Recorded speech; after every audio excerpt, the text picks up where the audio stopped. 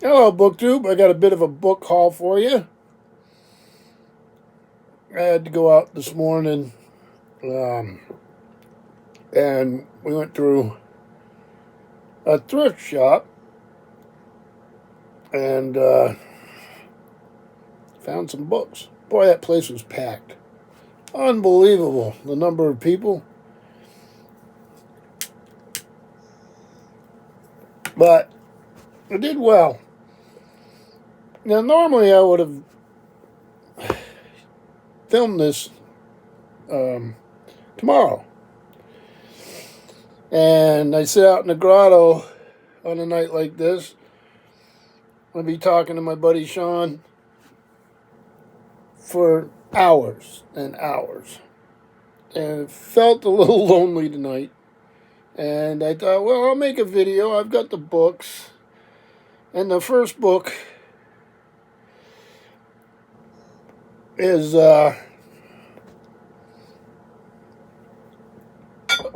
inspired by Sean D. Standfast. I watched a video today when I got home, Jim at Mystery and Mayhem. And he was talking about Sean and that they were dedicating Holmes is Where the Heart Is. It's February event where you read Sherlock Holmes and you have a bunch of prompts, and it's a Jim's creation, and there's a bunch of really good co-hosts. So go check out his channel and watch out for that event. And I had said I was going to participate this year.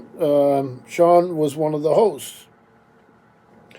And I said I'd read, one or two of the classical short stories. They've got a range of ways you can participate, and it's a really convenient thing to do, and it's a wonderful event. And I think I had dropped a line to Jim that I would be reading along. So, I'd encourage everybody to. It's just a wealth of stuff. Well, one of the things Jim was saying in his video is that the hosts have decided to dedicate this year to Sean. So that sort of inspired me maybe to up my game a little bit and maybe read a little more. And as it would happen, it's sort of got Sean all over it. Look at that cover. Isn't that amazing? So this is obviously pastiche fiction, shorter fiction. Sherlock Holmes in a science fiction setting, right? How do you beat that? So this is edited by Mike Resnick and Martin H. Greenberg, and was authorized by Dame Jean Conan Doyle. From Baker Street to Victoria Falls and beyond, 26 brand new stories about the world's most popular sleuth. I can't think of anything more Sean than this. And this is MJF Books, which I think is a republishing house. And this is 1995. This edition published by arrangement with Daw Books. So I don't know the whole story there. So let me just read to you a little bit about it. I got a kick out of it. I had to grab it, and I will read from it for Holmes is Where the Heart Is. Not even time can defeat the master sleuth in this intriguing anthology of 26 new stories about the most famous and popular detective in the annals of literature, Sherlock Holmes. That is certainly true. This volume, authorized for publication by Dame Jean Conan Doyle, contains stories by such top talents as Vonda McIntyre, Frank M. Robinson, Craig Shaw Gardner, David Gerald, and Mike Resnick. These masterful plotters cleverly set their crime scenarios in every age, be it Holmes' era, our own time, or our future, even daring to follow the detective's career after his death. From confrontations with Fu Manchu and Moriarty to a commission Holmes undertakes for a vampire, to a tale in which the master of logic is reconstituted as a computer program, here are truly original tales, all which contain some science fiction or fantasy element, and all of which remain true to the spirit and personality of Sir Arthur Conan Doyle's most famous and enduring creation. And this jacket art is by Jim Warren, and like I say, I just thought it was, I know it's a little glare, sorry. I thought it was fantastic. So 26 stories. And Jim and the co-host of Homes with a Heart is, I think it's a wonderful thing what they're doing. This is a replacement volume. I got rid of these years ago. I don't know if I had them all. There's quite a few of them. I saw it for $1. All this stuff was $1. I think two of them, one was $2.75 and one was $3.75. This is the collected short stories of Louis L'Amour, The Frontier Stories, Volume 1. So I've had this before. There's the man himself. And yeah, I don't have it anymore. I don't know why I got rid of them. Space, probably, right? And I'd read them. So I'll read them again. And this is Bantam Dell, A Division of Random House, 2003. So, Louis L'Amour short stories.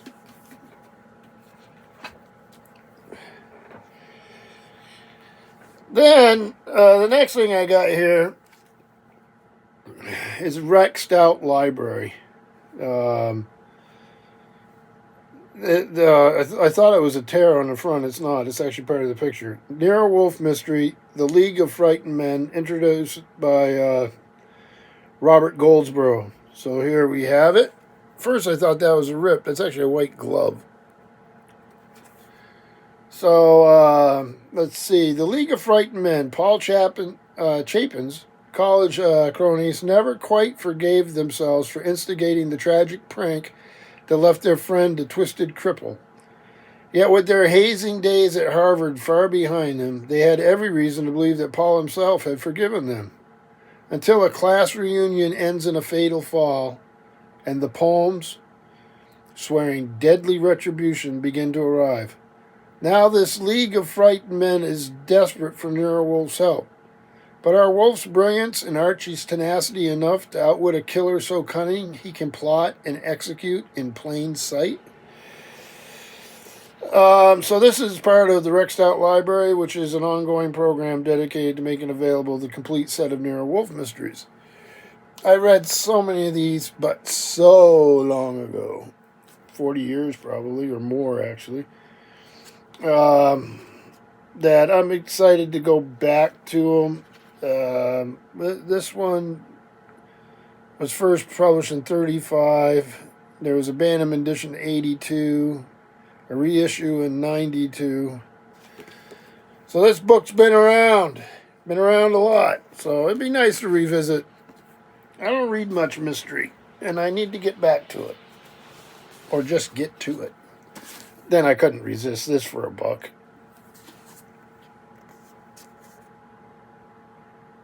The first Rumpole Omnibus. Oh, here's got a little ding on the dust jacket, but that's fine with me. This is Rumpole of the Bailey, The Trials of Rumpole, and Rumpole's Return. Nelson Doubleday Incorporated, Garden City, New York. And boy, they could make that print smaller, couldn't they? 1981. So yeah, this is gonna be fun. Those of you, I first saw Rumpole on public television, the TV show, and then I went and started reading some of them. They're just wonderful. John Mortimer. So yeah, nice find. Then something a little more local. Oh, I live in Vermont, as many of you know, and Ethan Allen is one of our state heroes.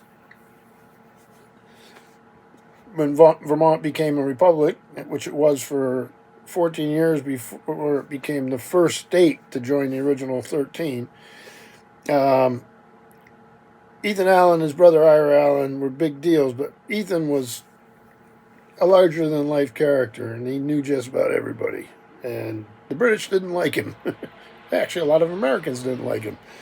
But Vermonters like him. And I'd never seen this before. This is a novel by Earl Fane, Green Mountain Man, The Odyssey of Ethan Allen. So Ethan Allen's been a hero to me since I was a little boy, because we grow up on tales of Ethan Allen here. And this is a novel, like I said, a Tom Doherty Associates book out of New York, copyright 1997. So for the 250th anniversary of the United States as a republic, I thought this would be wonderful to read. Obviously, people were living here a long time, 10,000 years, but European settlement had been in this neck of the woods for a long time. This part of Vermont was actually part of New France. So, at one time. So next I got, this one was $3.75, but it's a Tim and Hudson book. I love Tim and Hudson as a publisher. Henry Purcell by Robert King, A Greater Musical Genius England Never Had. And they've had a few, haven't they? And this is Mr. Robert King doing his work. So it's a great 103 illustrations, 13 in color, Timms and Hudson.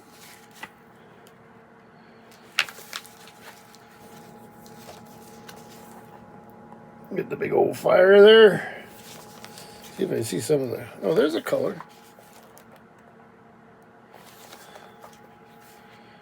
I will learn a lot from this. I mean, I've listened to the music, but I don't think I've ever read a book about Purcell. I think I've read about him in books, but I haven't read a book about him. And then, next last one here. It's one of these National Geographic books. I think I had to pay $2 for this, or $2.75. From Mist and Stone, A History and Lore of Celts and Vikings. National Geographic, sort of hard to see up there. It looks a little... And there's all series of these books. They actually had a lot of them at the thrift store.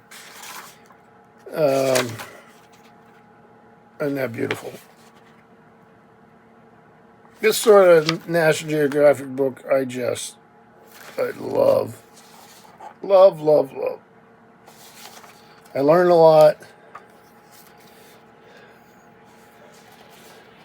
And I will learn a lot here. So, yeah. Well, here we go again.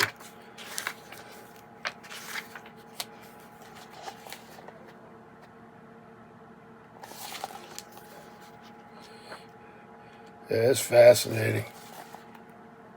A lot of text, too. I'm just showing you the pictures. Why would I show you the text, right? And then the last one here. So I don't know if you can see them here. Oh, they're probably buried.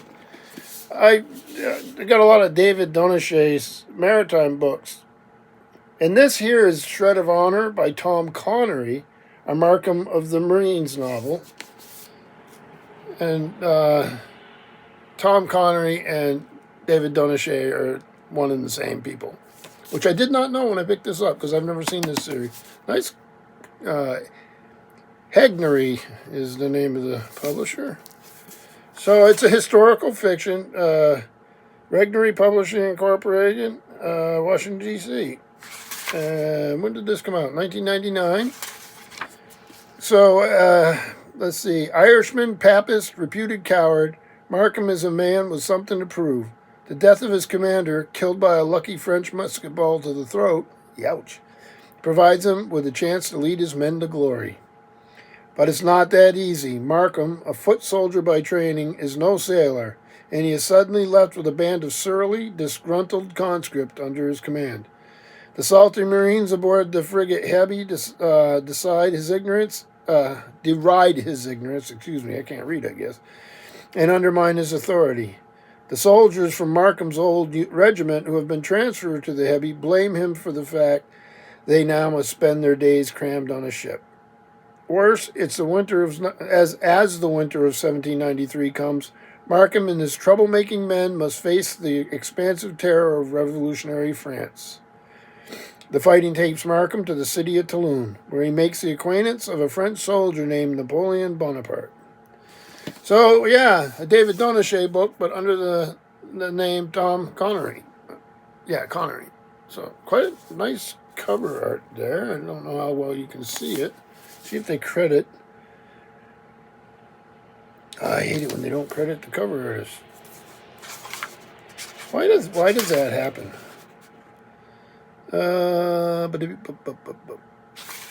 Nada. Nothing I can see. Quite nice though. So not a bad little haul, and looking forward to Holmes Where the Heart Is, and reading some of the pastiches and some of the canon, and just want to get this out there. And thank you, BookTube.